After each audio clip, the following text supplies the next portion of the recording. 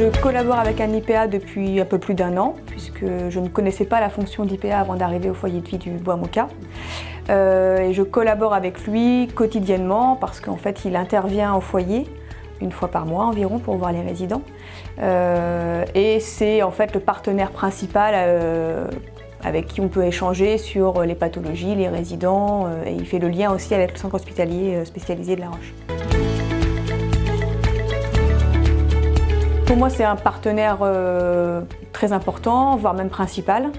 L'IPA, il apporte plusieurs choses au quotidien. Donc déjà, il reçoit les résidents, il les connaît, c'est-à-dire qu'il connaît parfaitement les résidents qu'il voit en entretien.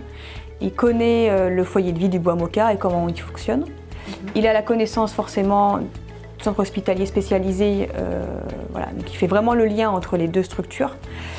Il apporte aussi tout ce qui est théorique. Nous, au Bois Moka, c'est beaucoup de fonctions très générales, hein, éducatrice, AS, AMP. Donc tout ce qui est apport théorique en psychiatrie, on manque un petit peu de théorie et lui apporte ça. Et il a aussi un rôle de soutien auprès de l'équipe quand il y a des situations qui peuvent questionner. Et auprès des résidents, évidemment, il est vraiment bien reconnu par les résidents, donc c'est un vrai soutien aussi pour eux. Et en fait, l'intérêt de collaborer avec un IPA, c'est que le lien est facilité entre nous et le centre hospitalier spécialisé. C'est simple, c'est un coup de fil, un mail, voilà. On a le lien tout de suite avec le médecin, enfin le psychiatre référent des résidents, etc.